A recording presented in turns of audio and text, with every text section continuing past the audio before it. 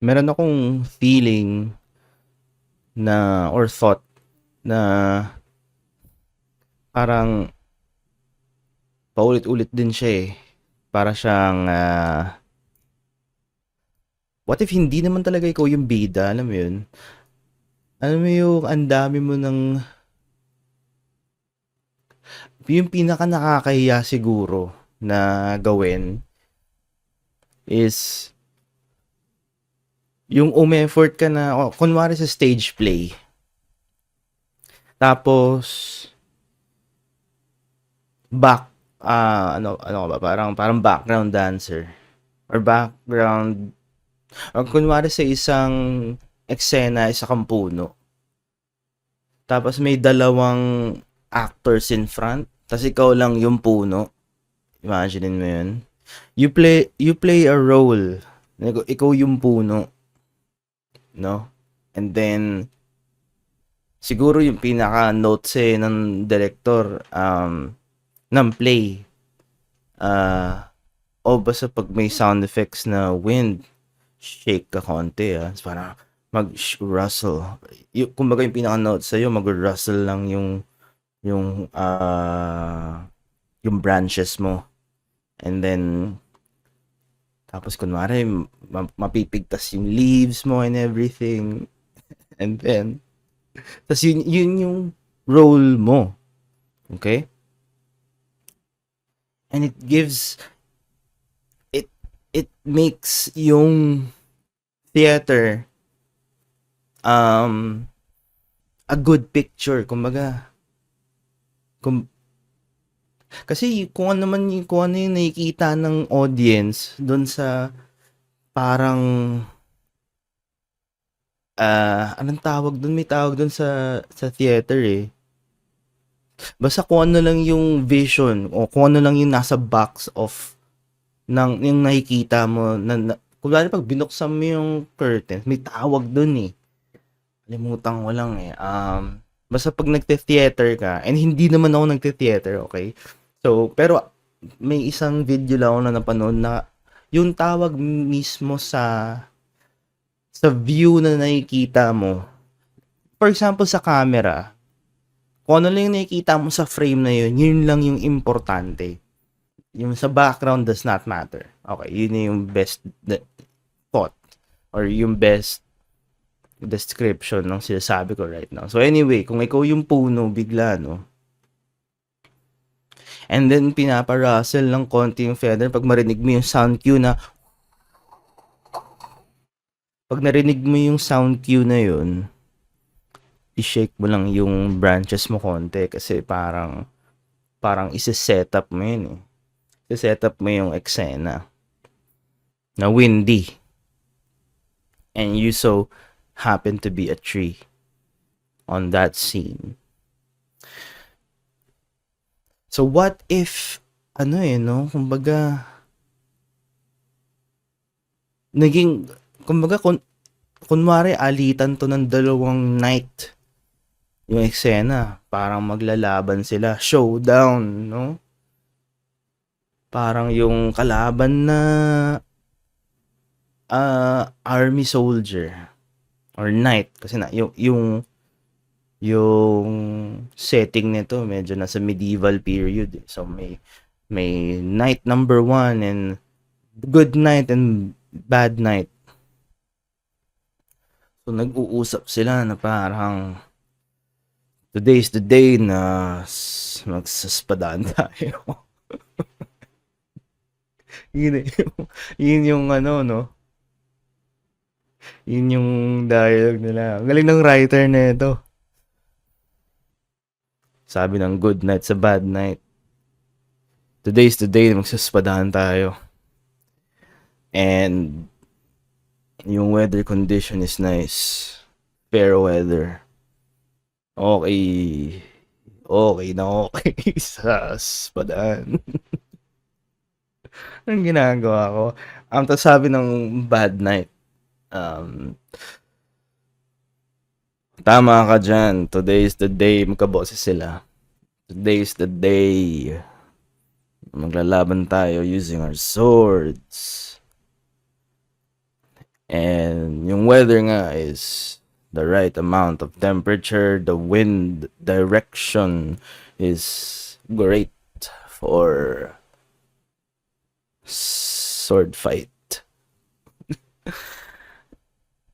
And then yun lang. Yun lang yung kumbaga sila kasi yung main cast eh. Sila yung main subject ng eksena na to. Yung sineset nila yung drama ng kanilang sword fight. Kasi feeling ko ito na yung act 3 ng The Knights.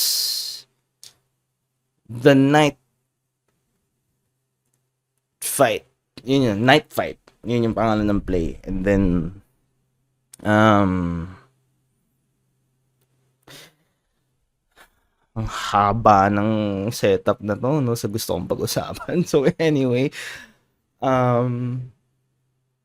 yeah. Ito na. Setup na yung fight. Lalabas na yung, malapit na yung audio cue.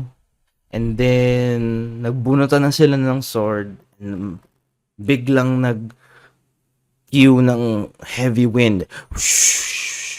Sorry, feeling ko ang pangit sa audio nun. Pero, yun.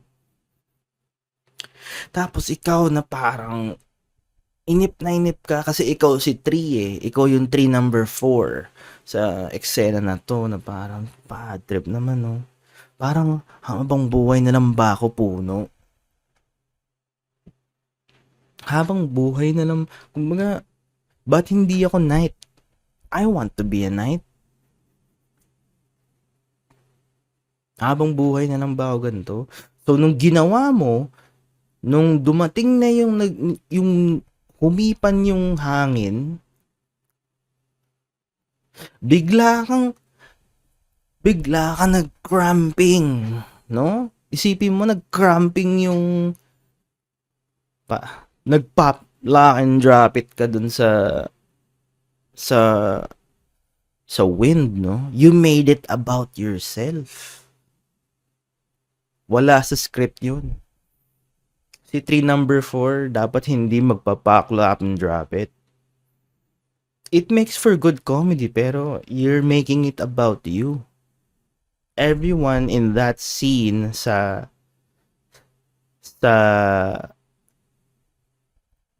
ano ba to? Everyone in that scene sa play na yon is doing their part in that particular scene. Si Good Night and si Bad Night, si 3's 1 to 7, and ikaw na 3 number 4, ang pinaka-note lang sa'yo is to shake that branch. Hindi mag-pop, lock, and drop it. And wala. So, maguguluhan yung Good Night and yung Bad Night, no?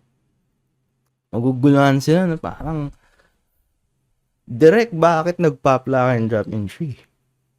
Yun yung tanong. And hindi naman to part ng script. Magugulat lang sila. And then you're just making everything about yourself.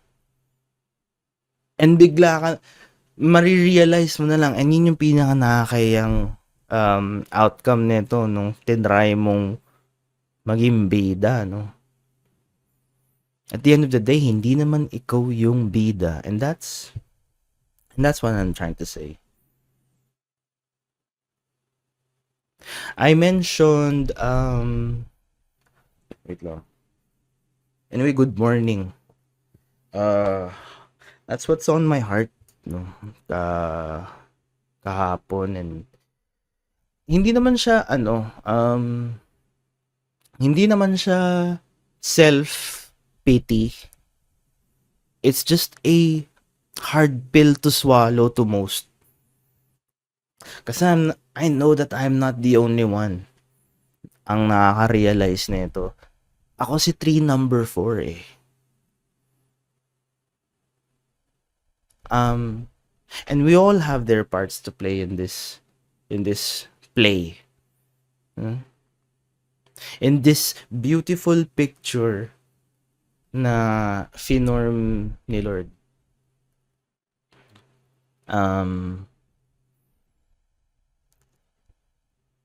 Hindi ikaw yung bida. And hindi mo pwedeng, if there's directions, yung director na to, sinabi sa'yo na yung wind cue, you just shake your branches para maganda yung effect. And actually, yun na naman. Medyo ang haba and ang convoluted pa ng aking intro, no? But I just really wanted to paint a picture of what I was feeling, or a hard pill to swallow, na na-realize ko na hindi ikaw yung bida. Alam mo yung sinasabi nila na mga main character.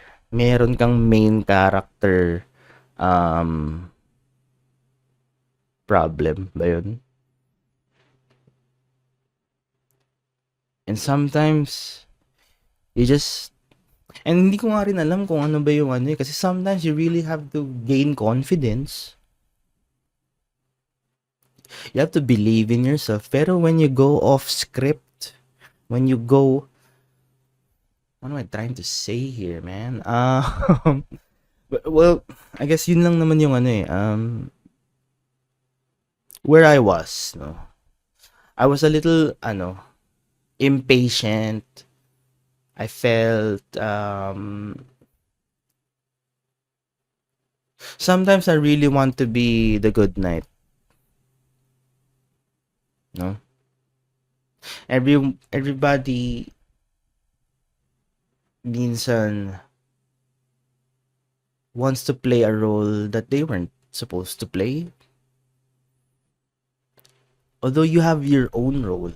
Pero bakit hindi, and you're supposed to just do a good job on that specific role, no? On this specific play. And that's what I felt. I didn't feel like being number 4 a lot of times. Siguro in the previous episode kasi I was still in my feelings about, alam mo yun, just being a fake artist, and then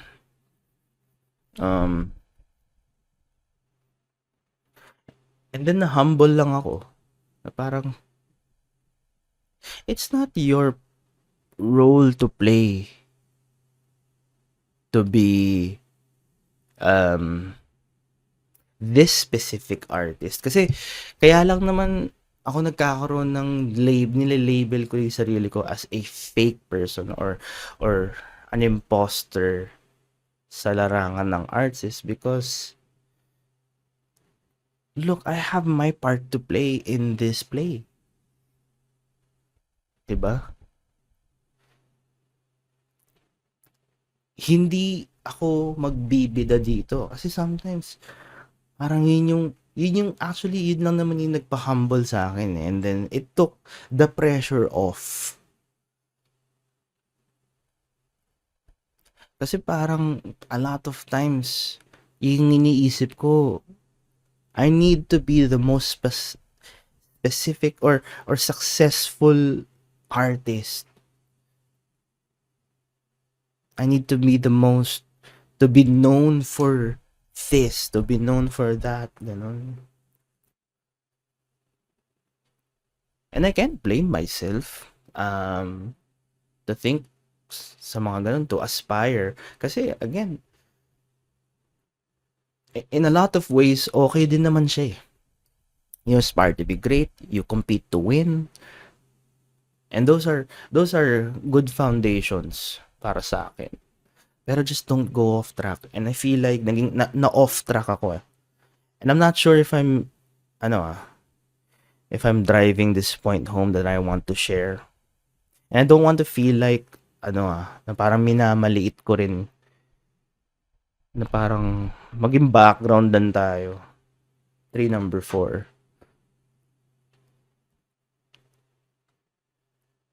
I'm not encouraging anyone to stay where they are and be content. No? That's not what I'm trying to say.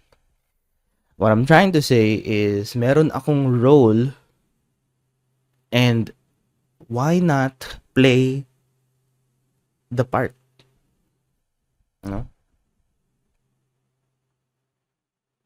I have stuff in my hands that I am aware of.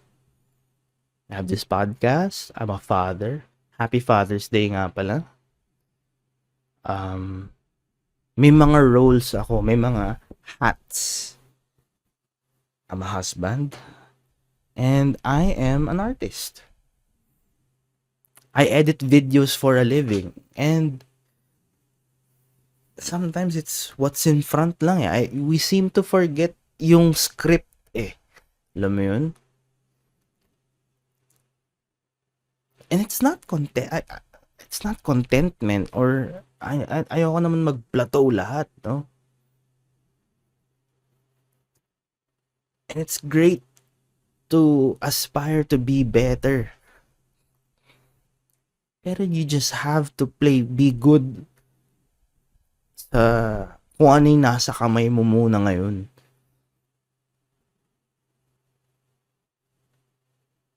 Paano ka magiging, alam mo yun, parang yun yung analogy na binibuild ko right now. Hindi ko alam if I'm doing a good job, no?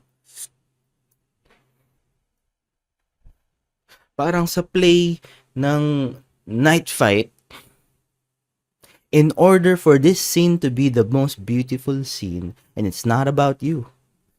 Yun lang, it's not about you.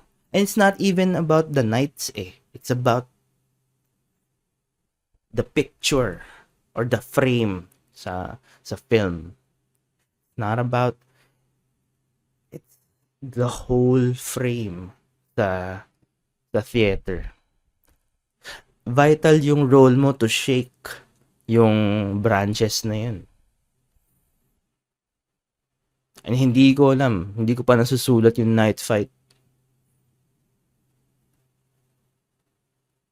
Pero hindi kailangan magpa lock and drop. Hindi magpa lock and drop dapat yung 3 number 4 in that particular scene. Or ever. And makapahiya ka na lang na parang sabihin ng mga co-actors mo na parang ay na naman si 3 number 4. Ayan na naman siya. Bida-bida.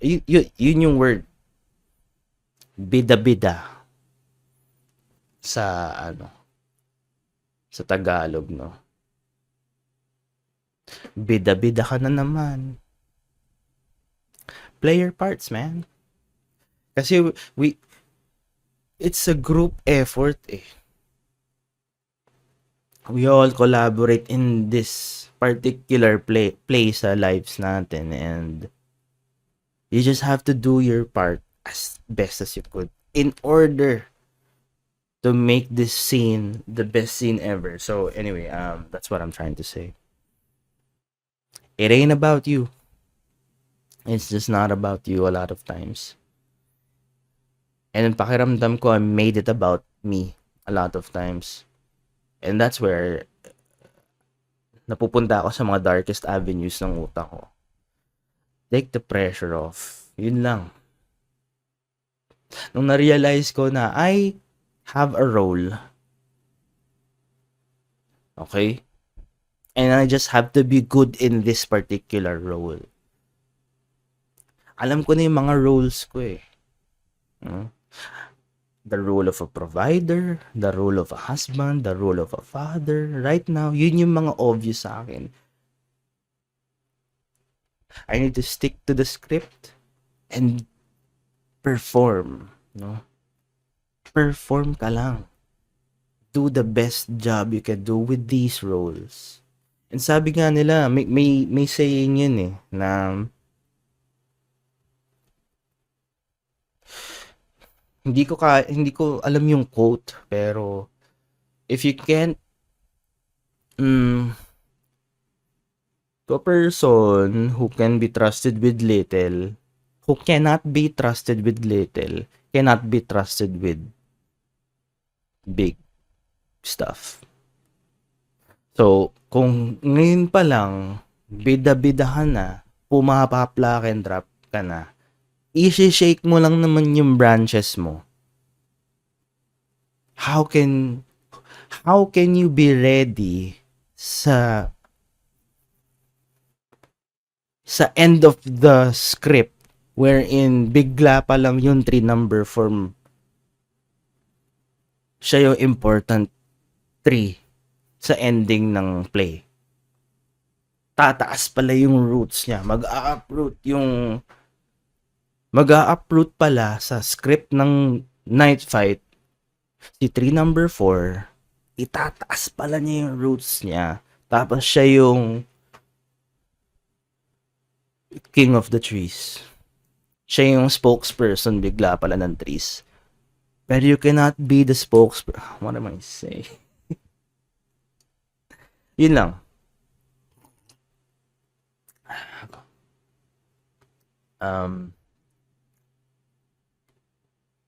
Ikaw pala yung, and I guess yun yung okay dun. If you play your cards right, you play the roles, kung ano yung obvious roles, tignan mo kasi yung baraha mo. Play them. Play the cards. Sabi nga sa Walking Dead, we play the hands. Mali. Ano ulit yun? We play the cards we've been dealt. We play the hand we're dealt with. Something like that. Eto yung mga roles mo na kailangan mong laruin and be good at it. Be the best provider you can. Be the best father you can. Be the best husband. Be the best artist. Be the best video editor you can be. Be the best podcaster you can be. Paano ka magiging imposter kung when you're already doing it, no? And that's one thing na talagang that took me out of where I was, no? Kasi it really takes the load off kung if you just look at your cards, no? Look at the role. Ikaw si 3 number 4 and ang dali lang ng task mo. Sipin mo hindi ka pa, ang notes lang sa'yo is to shake your branches and hindi mo pa nagawa. Kasi gusto mong pumaplak and drop and make it about yourself. The only thing na that would set you free, no, sa pressure ng life, I guess, at least it worked sa akin, is it's not about you, no? It's all about what the Lord gave you, no? Parang yun lang yung sumampal sa akin, no? Parang siya yung director eh. Here's what you will do in this particular season. Make it beautiful. Shake mo yung branches mo and make it believable as possible. Isa kang puno eh. You're 3 number 4.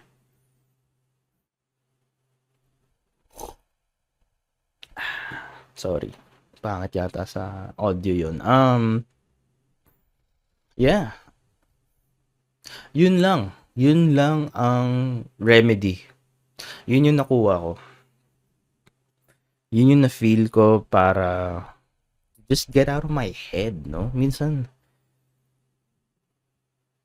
you get so lost lang lagi sa mga thoughts mo and you let it take over and one way or you find yourself you find yourself destroying the scene. Kasi you're not the only one who's trying to fulfill their roles, no? To do their best work. Naging sagabal ka pa nga sa iba eh. Play the part, man. Finish the scene. Finish strong. Lock in. Sabi nga ni LeBron James. Lock in mo lang, babes. Yun ba yung sinabi niya? Yun niya kinote yun.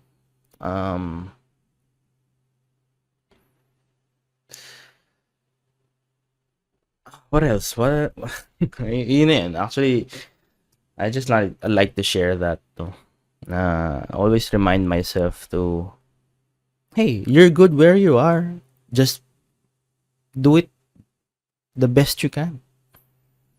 Alam mo naman yung obvious na naman sa'yo kung ano yung mga gagawin mo eh. Do it the best you can. Give it your best shot. And you will be entrusted with the big things. You will be entrusted with the big things, man. Feeling ko kasi minsan, kung ano yung nasa harap mo, parang ang liit eh. Parang, ha? I-shake ko lang yung branches ko. Shake ko lang. Parang, ha? Ang liit naman ng role ko dito. Kailangan kong bumida. Pero anyway, I'm gonna detach myself from that analogy na.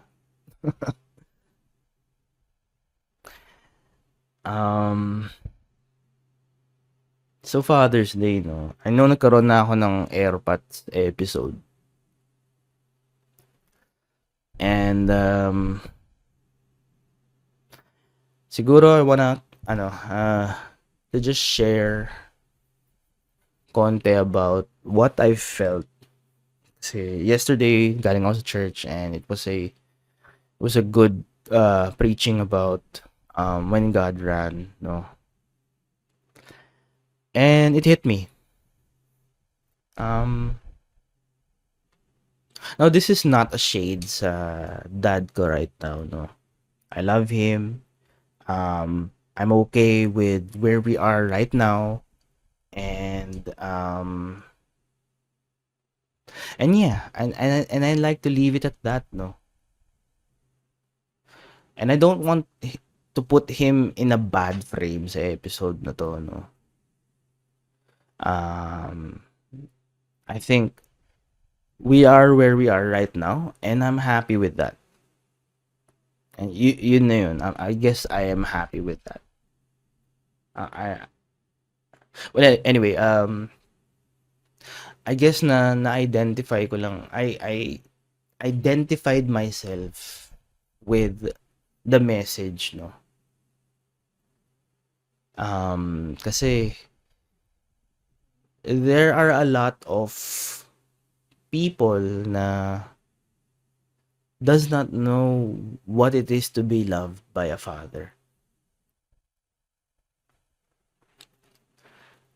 And I suppose I just lacked having a role model. And I lacked having a hero. Kasi parang siguro ang hirap lang kasing it's just hard to imagine having. I discussed this with my wife na parang hindi ko lang maintindihan on having a son like me. And I'm not, hindi ko inaangat yung sarili kong bangko. Parang I just felt like I had so much potential nung bata ako. Parang I just had a lot of room, no? And lahat naman siguro lahat naman ng bata parang pag naglaro ka ng Mario Kart, no? Pangit ng analogy. Tas parang ang bata stay with me. Kung naglaro ka ng Mario Kart, you won't find this violent. I imagine kids as the yung alam mo yung box na babanggain mo. Yung mga question mark box sa Mario Kart. Pag binangga mo yung mga question marks na yun, magkakaroon ka ng magra-randomize yung weapon. So yun yung nai-imagine ko sa mga bata Box of question marks sila. And inside that box, no, has a lot of potential to be a homing missile or a shell, yung green shell sa Mario Kart, or maging tornado. Ano ba yun? Kita ng ulo. Okay. Pero gets nyo, parang yun yung, I felt like,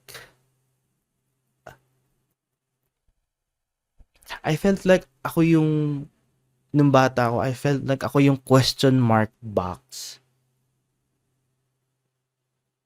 And I was not used, no? Parang I was not, I had to figure out yung, as a question mark box ng Mario Kart. I had to figure out kung, okay, what do I do? I have, ang dami kong weapons inside me.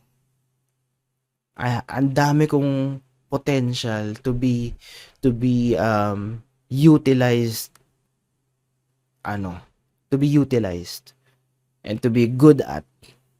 There's so much. And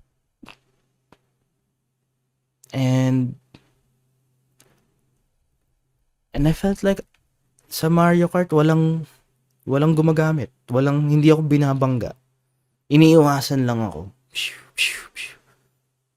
Umikot na, may lap 1, naiwasan ulit. Lap 2, parang bakit? Nakataas yung kamay ko. Parang, use me. I'm a box that, I have a lot of potential. And yun yung, I think yun yung best description ko na how I feel right now.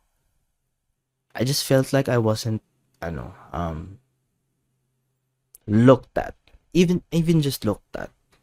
Hindi ako, parang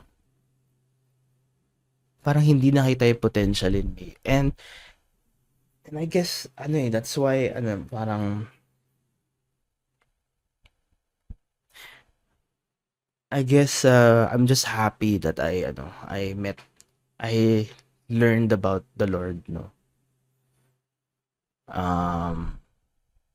I found solace in being a Christian. And there are a lot of times na I didn't feel like one. I found that Christianity is boring. I found na parang everything's too good to be true. Pero still, I was able to compete internationally. Suffice to say, the Lord did not. The Lord used me. Gave me a role, no, to tie up itong dalawang analogies, no, Mario Kart and stage plays. I think I realized na the Lord used me. The Lord, isa akong question mark box na has a lot of potential, and my Father in heaven was able to use me, and a lot of times.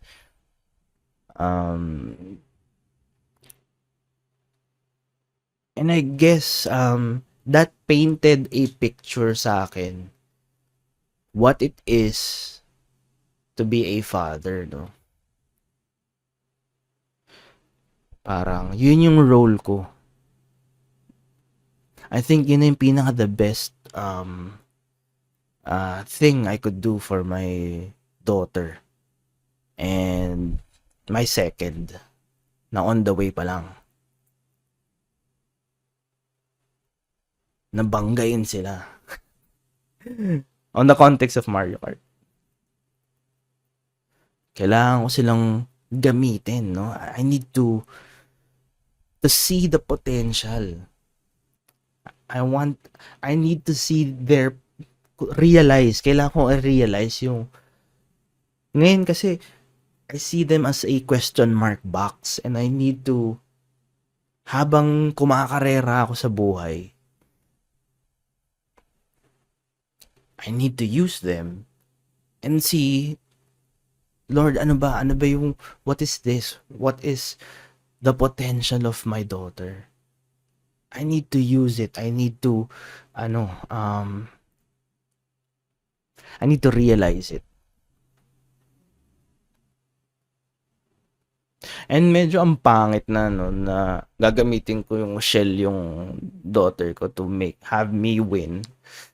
So, ikakat ko na yung analogy doon. Pero, yun lang.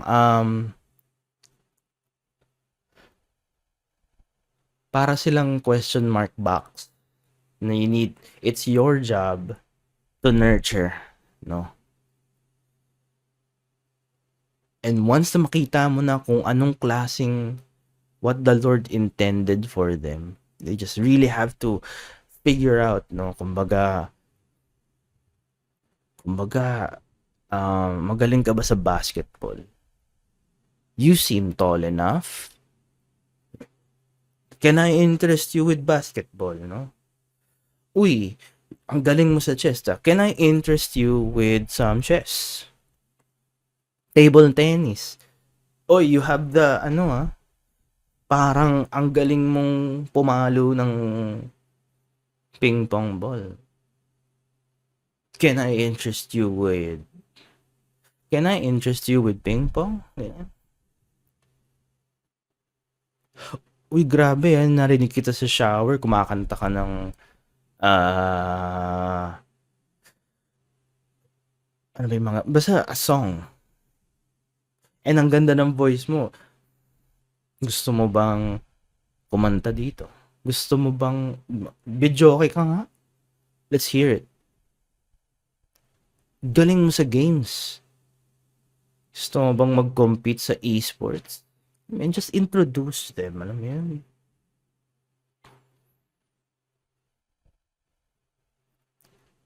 And kasi, parang hindi mo rin naman they'll be bored after, I guess. And I guess that's not it. And I think it's my job, no? Or the parents' job. It's their job to see kung ano ba talaga yung inintend ni Lord para doon sa person na yun. Para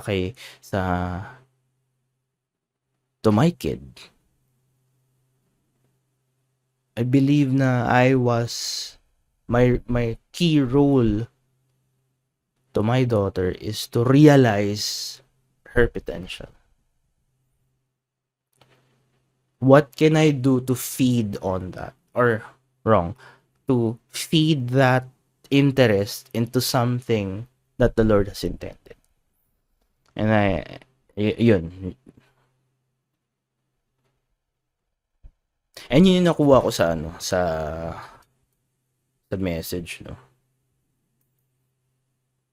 Not entirely what the message is about yesterday, pero I just realized that I have a role to play. There's always a role to play.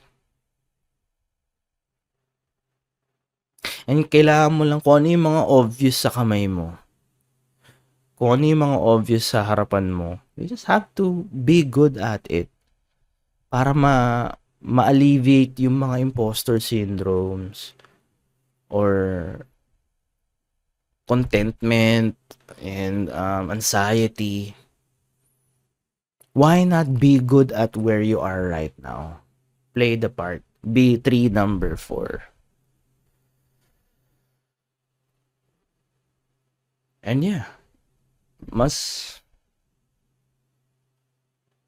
I guess you'll be a lot more, mas may joy, mas may fulfillment, mas magiging meaningful yung time mo sa earth. And that's where I am right now. Yeah, and yun na yun. Tapos na. Yun na yung episode 15 ng The Tinton Podcast. Thank you for listening and watching. And again, gusto ko lang i-reiterate na ang video, kung gusto nyo ng Tinton Podcast na may video, punta kayo sa YouTube channel namin, Tinton Production or just Tinton. May links naman sa Spotify and to all our socials. Basta sa YouTube yung video and then sa Spotify yung audio lang. I wanna see where this takes me, itong pag-podcast. I'm relatively new, no, but I am enjoying it. What else, no? And yeah, yung questions, ay ma-appreciate ko if you send questions on audio questions. Just record on your voice memo and send it over to tintonproductions@gmail.com and magkaroon tayong conversation. That would be fun. And yeah, yun na yun. Number 4, no? Huwag ka nang magbida-bida. Thank you. Bye.